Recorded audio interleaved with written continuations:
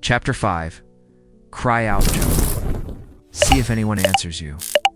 Which angel will you call on? Being resentful and bitter is foolishness. It is lack of judgment that leads to death. Once I saw a senseless man who seemed to be succeeding in life, but I cursed his household. His children have no security. In the courts, they are condemned unjustly, and there is no one to defend them. The hungry covet his wealth. They devour his harvest, taking even the grain that grows among the thorns. Trouble does not spring from the ground, and disaster does not grow from the soil. It is we ourselves who bring suffering upon our lives, just as surely as sparks fly upward from a fire. Job, if I were you, I would return to God and place my problem in His hands. We cannot understand the wonderful things He does, and His miracles never end. God gives rain to the earth, makes water fall upon the fields. God lifts up the humble and places the sorrowful in a safe place. He frustrates the plans of the crafty and causes their efforts to fail. He catches the wise in their own cleverness and brings their schemes to an end. In broad daylight they stumble in darkness. At noon they grope as if it were night. God saves the poor from death. He delivers the needy from the power of the mighty. He gives hope to the weak and silences the mouth of the wicked. Happy is the one whom God corrects. So do not despise the discipline of the Almighty. God wounds, but He also bandages. He hurts, but His hands heal. Time after time, God will rescue you from danger and will not allow any harm to come to you.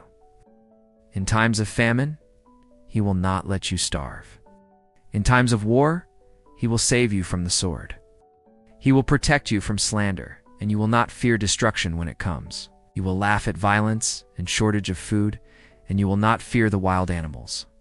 In your fields, the stones will not hinder your plowing, and the wild animals will not attack you. You will live in peace in your home, and when you count your possessions, you will lack nothing. You will have many children, and your descendants will be as numerous as the blades of grass in the field. You will die old and strong, like a sheaf of wheat gathered in its proper time.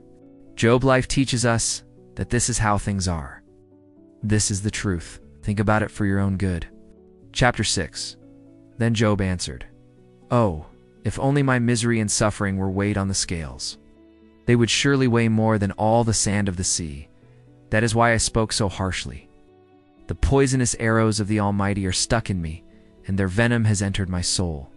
God's terrors have come against me. A donkey is happy when it has grass to eat, and an ox does not complain when it has pasture. But what flavor is there in the white of an egg? I have no appetite for these tasteless things. Everything I eat makes me sick. If only God would grant what I long for. If only He would answer my request.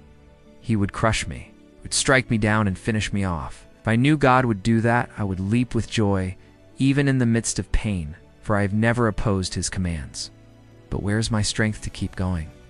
Why keep living when I have no hope? Am I as strong as stone? Is my body made of bronze? I have no strength to help myself, and no one is there to help me. A desperate person deserves the compassion of his friends, even if he has stopped fearing the Almighty. But I couldn't count on you, my friends.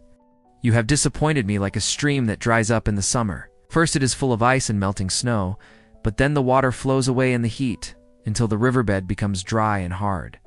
Caravans wander off the path looking for water. They travel through the desert and die there. Those coming from Tema and from Sheba search for those streams, full of hope. But when they arrive, they are disappointed. Their hope dies on the spot. You have now become like those streams. You see my suffering and are afraid. Did I ever ask you for anything? Did I ask you to give me a gift? Did I ask you to save me from an enemy or rescue me from bandits? Teach me and I will be silent. Show me where I am wrong. Honest words are powerful, but your accusations prove nothing. Are you trying to argue with what I have said? Do you treat the words of a desperate man as if they were just wind? Would you sell an orphan at an auction? Would you sell even your own friend? Look me in the eye and tell me if I am lying. Take back your accusations, do not be unjust. Don't accuse me without reason, I am in the right. Do you think I am lying? Do I not know the difference between right and wrong? Am I a liar? Chapter 7. Life in this world is hard, like military service. Everyone must work hard, like a slave who longs for shade, like a laborer waiting for his wages. Month after month I have had only disappointments, and my nights have been filled with anguish. These nights are long. I toss and turn in bed until dawn, asking myself if it is time to get up. My body is covered with worms and scabs. My skin cracks, and pus oozes out. My days pass faster than a weaver's shuttle and slip away without hope. Remember, O God, that my life is only a breath. My eyes will never again see happiness. You see me now, but you will see me no more. You will look for me, but I will have disappeared like a passing cloud that vanishes. So, the one who goes down to the realm of the dead never returns. He does not come back home. No one remembers him anymore. That is why I cannot keep quiet. I am distressed. I must speak. I need to complain, for my heart is full of bitterness. Am I the sea, or some sea monster, that you set a guard over me, when I think my bed will give me rest, and that sleep will ease my pain? You frighten me with dreams and nightmares. You fill me with terror. I would rather be strangled. Death would be better than living in this body of mine. I hate my life. I don't want to live anymore. Leave me alone, for my life means nothing. What are human beings that you give us so much attention and care so deeply about us, day after day, and test us every moment? When will you look away from me, so I may have a moment of peace? If I have sinned, what harm have I done to you, O watcher of humanity? Why have you made me the target of your arrows? Am I such a heavy burden to you? Why don't you forgive my sin and erase my wrongdoing? Soon I will be in the grave. You will look for me, but I will be no more. Chapter 8. Then Bildad the Shuhite answered, How long, Job, will you talk like this? How long will your words be like a strong wind? Would God pervert justice? Would the Almighty do what is not right? Surely your children sinned against him, and he punished them as they deserved. Now turn to God and pray to the Almighty.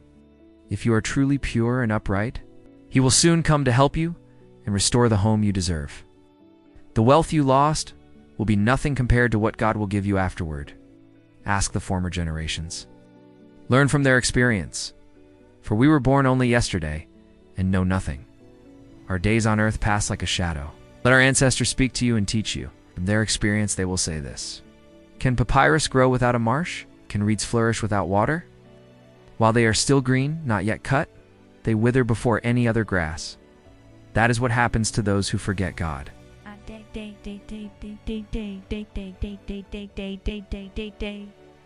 That is how the hope of the wicked comes to nothing. Their security is as fragile as a thread. Their confidence is like a spider's web. They lean on the web, but it does not hold. They cling to it, but cannot stand. The wicked grow like plants in the sun, spreading through the garden. Their roots twist around the stones and cling to the rocks.